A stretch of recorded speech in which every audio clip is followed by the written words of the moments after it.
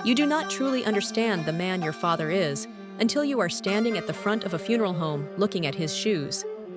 It is the heavy moment you realize those shoes are now yours to fill, and the path he walked was a map designed just for you. Today, we are going to dive deep into the incredible, often silent bond between a father and his son from childhood until the very end.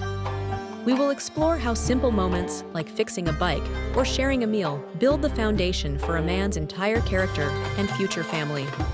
Let's start with a young boy named Leo, growing up in a quiet neighborhood where the sound of lawnmowers filled the air every Saturday morning.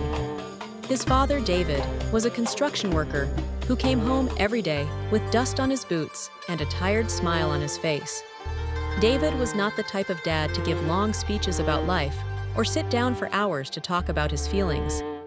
Instead, he taught Leo through the quiet rhythm of work, showing him that a job worth doing is a job worth doing right every time. One summer, when Leo was 7, he tried to build a birdhouse out of some scrap wood he found in the back of the garage.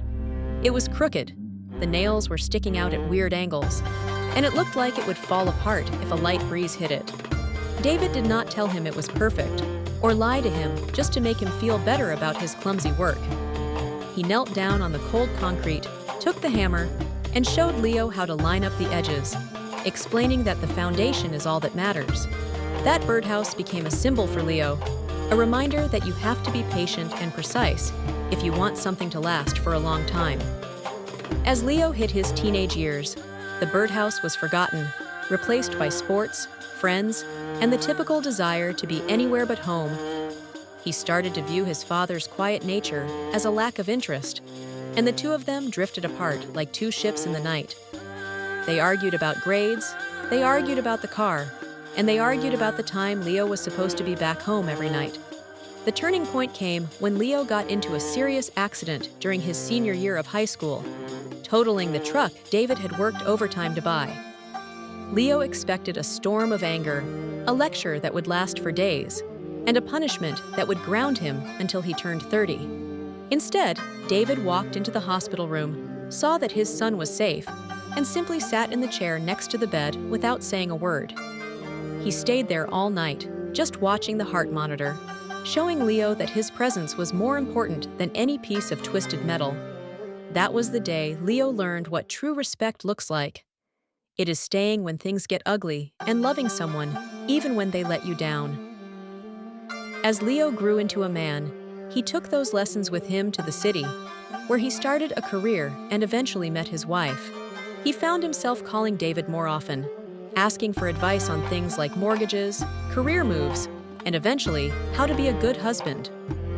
Their relationship shifted from teacher and student to two men standing on equal ground, sharing the weight of the world together.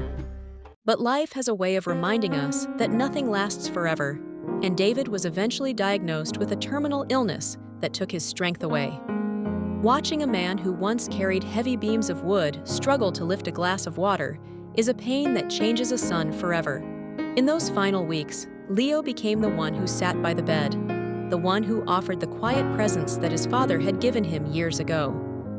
They talked about the birdhouse, the car accident, and all the values David hoped he had passed down to the next generation.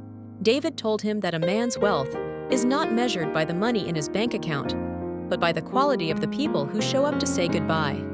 When David finally took his last breath, Leo felt a massive void, but he also felt a strange sense of clarity and purpose.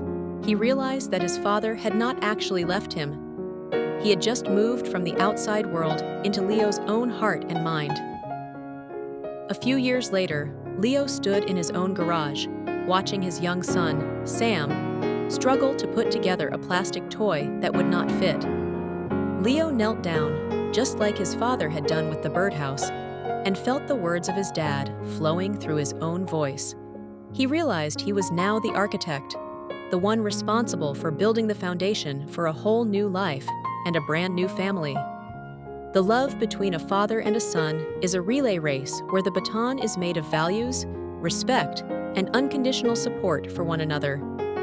It starts with a hand held tight on the first day of school and ends with a legacy that continues through every child that follows. Death might end a life, But it never ends a relationship, because the lessons we learn stay etched in our hearts forever.